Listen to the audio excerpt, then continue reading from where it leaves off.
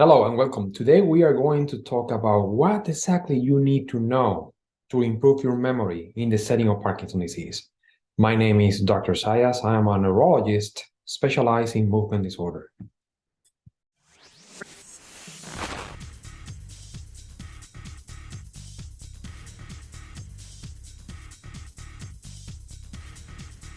Let me first clarify one thing. You see the quote here? So there's a reason for that, because not always we are able to improve memory. And also memory is one of the domains that is affected when you have cognitive impairment. There are many other domains, actually 6 domains, that we are going to discuss about that soon. Let's see what memory is actually. We define memory as the faculty of your mind to encode, to store information or data, and retrieve the information when we need the information. It is very common to think that memory is the most important function in the brain. And this is why many people call dementia as a disease of the memory. However, memory is just one of the areas, one of the domains, as I mentioned before. These are the 6 cognitive domains, the cognitive areas. Memory is one of them, but we have 5 more. All of them are important. All of them work together. And there are some people that they have better areas than others. Some people that have better social skills. Some people have better memory. Some people have better language. For example, lawyers, they need to have good language skills. They need to be good writers. It's not the same thing if you are able to speak 3, 4 languages that only one. It's not the same thing. Surgeons, they have excellent, well-developed visual-spatial function. They see things in a 3-dimensional way. It's like they have a map inside of the head. Social skills are very important. How do you interact with other people? How do you read body language? That's another skill. Attention is extremely important too. How do you stay focused? How do you concentrate so you can absorb more information? And the last one, but probably the most important, is the executive function. Think about chief executive officer of a big company. How they formulate a plan, how to organize, how to execute the plan. So patient, when patients have executive dysfunction, they have issues following multiple task activities. They have issues assemble things. Now let's define dementia. And this is very important because many patients get confused about the definition of dementia and Alzheimer. They think they are the same, and they are not the same. Dementia is the umbrella term that we use to describe when you have cognitive impairment with sufficient magnitude to affect your daily activities, your daily function. When I say your function, I mean your ability for you to drive, to shopping, to balancing a checkbook, working, communicating. If your function is affected and you have cognitive impairment in any of the domains that I mentioned before, the 6 domains, any of them, then you have dementia. Very important, dementia is not a normal consequence of aging. It's not. There are many causes of dementia, and you see here that Lewy body disease. When I say Lewy body disease, I mean Parkinson's disease dementia, and dementia with Lewy body is one of them, but it's not the most common. The most common one is Alzheimer dementia. That's the most common one. Vascular dementia tend to be also very common, and this is when you have a stroke affecting area of the brain related with cognition. You might have dementia, but there are many others. And the list continue. The only thing is I don't have a space to put all the causes. And to make things more complex, many patients, they have a combined process. There are some patients that they have Lewy body disease and at the same time Alzheimer. So things get more complex. And the other thing is that there are conditions that they look like a dementia, and we call that dementia-like symptoms, and they are treatable. So which means that if you find one of these problems, you can fix that, and actually your memory, your cognition get better. The most important one is medication side effects. Sometimes providers cause cognitive impairment. Why? Because sometimes we prescribe medication that affect cognitions. Okay, cognition affect the cognition. So emotional problem. So when you are depressed, also that might affect your attention, your working memory is get affected as well. So if you treat depression, your memory will get better. The other very important that you see here is sleep problems. So if you don't sleep well, your attention, your concentration, even your social skill will get affected. So this is very important to sleep, to have a good sleep. Okay, and there are many others. For example, vitamin deficiencies, metabolic process. If you drink too much alcohol for a long period of time, that also might affect your memory, your cognition in general. Having focal seizures also might affect kidney problems. And sometimes if you have a urinary tract infection, might affect your cognition in some susceptible patients. Now, what to check? First step is review your medication, because many times providers prescribe medication that affect cognition. You need to tell your doctor to review your medications. That's the first step. The other important thing is having a sleep study if indicated. For example, a clear indication is when you are having daytime sleepiness. Before blaming Parkinson's disease as the cause of having daytime sleepiness, make sure that you don't have a sleep apnea, because this is very important. Remember, sleep apnea is associated with many other conditions, such as the stroke, cognitive issues, memory issues, cognitive issues, depression, headaches, heart attacks, abnormal rhythm. So you need to treat the sleep apnea.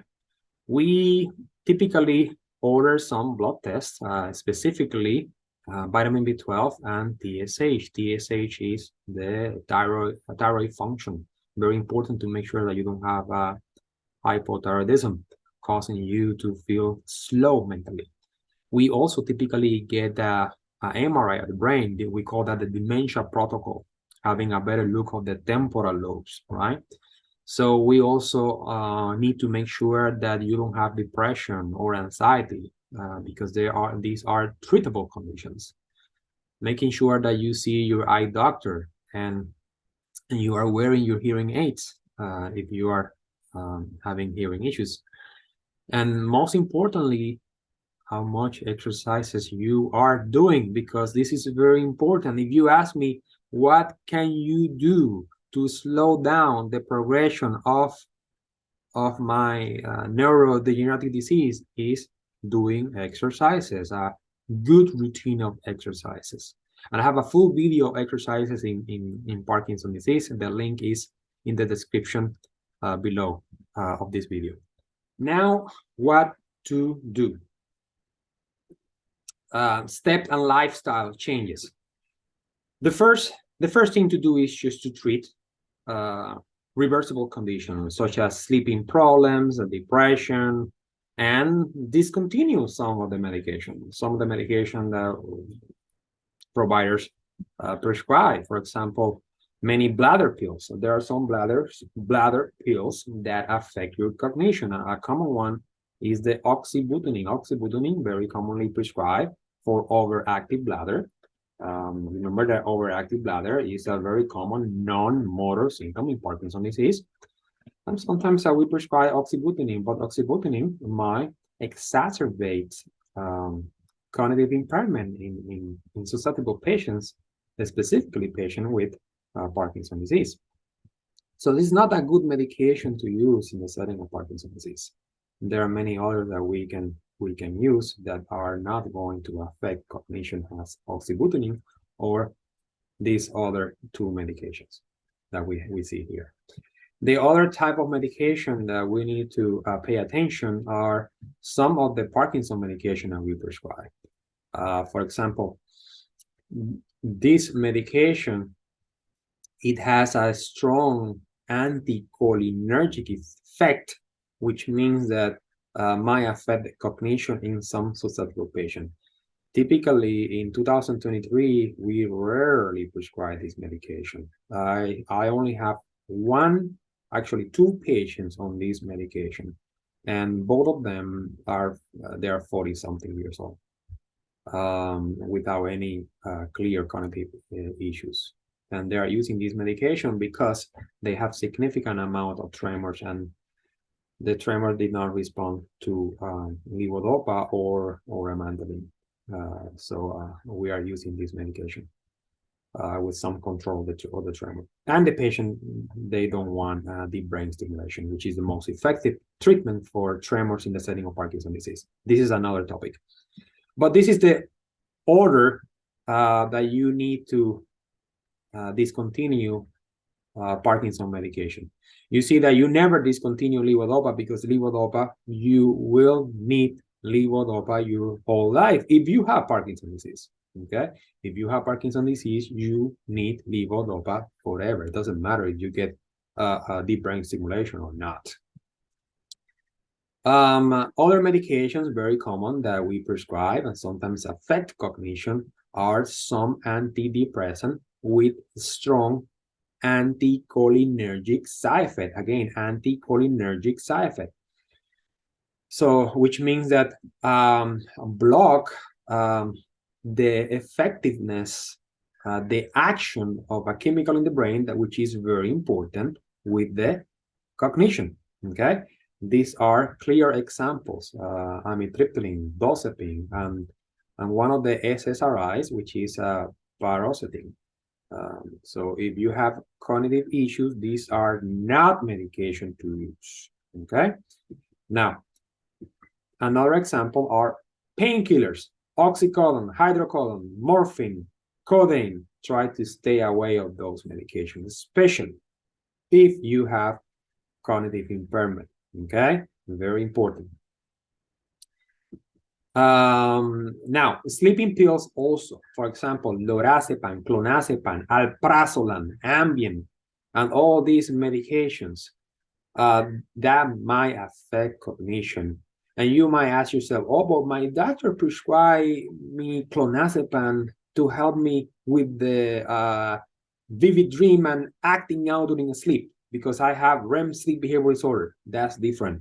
That's okay. Actually, clonazepam is the best choice that we have available to treat severe REM sleep behavior disorder, which is acting out during sleep. Remember, in Parkinson, you need to have a balance. Nothing is perfect.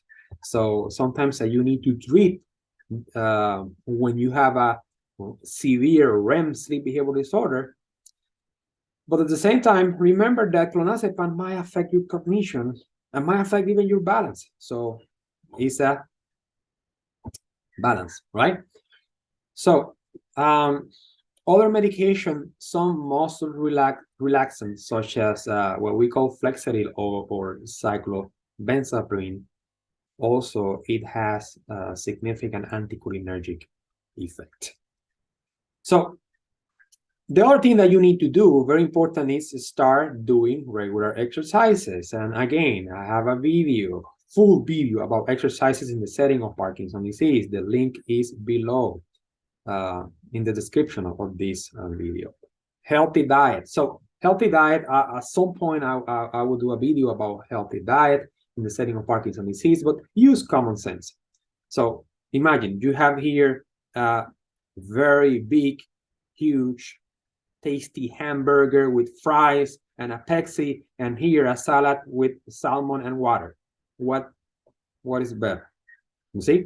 So obviously this one, right? So use common sense. Train your brain. Train your brain is a very important thing, okay? There are many things that you can do besides reading. If reading for you is kind of boring and you don't find anything interesting to read, which I doubt it, there's always things very interesting to read, then Tetris, crosswords, and all these things that you can have an application and play with that, and you can train your brain, right? Now, let's talk now about pharmacological management in the setting of dementia for Parkinson disease or Lewy body dementia. So these apply for both, right? Very important. And the first thing I had to tell you is there is no cure, okay? The medication that we have available, they have just a modest effect. In other words, don't expect drastic changes, okay? You might expect 1 to 3 points in the mini mental status exam. So the mini mental status exam is one of the tests that we perform in the clinic from 0 to 30. So you can expect some improvement, maybe 2 points, something point, 3 points, but don't expect drastic changes because that's not this is not being realistic. Okay. Then the question is for how long I need to treat, for how long I need to take this medication. Well, nobody knows. Okay, but what I do in the clinic, if you start this medication that I'm going to describe soon in the next slide, and you don't find any benefits, and probably you are not going to be able to tell you. Basically, your caregiver need to help with that, and also the test that we do in the clinic. After 6 months, if we don't see any difference, any improvement, you certainly can consider tapering down the medication. Okay, don't stop cold turkey because you might have a drop, you might have some deterioration when you do that, and if that happened, that means that the medication was doing something for you. Okay, so so let's start with the medication that we use. So cholinesterase inhibitors, okay, that's the main type of medication that we use in the setting of Lewy body diseases. Again, the benefits are modest, okay, and this is based on multiple trials. This is a good study, actually, a good systematic review, which is many studies together, and to see the benefit of this type of medication in the setting of Parkinson disease or Lewy body disease. The most common we use, because it's the cheapest one, is donepezil, but the only one approved by FDA is rivastigmine. Is the only one approved by FDA to treat Parkinson disease dementia. However, that doesn't mean that donepezil works. Actually, we have data with donepezil and with galantamine too. So I start usually with the donepezil because it's cheaper. It's once a day. It's a very long-acting medication.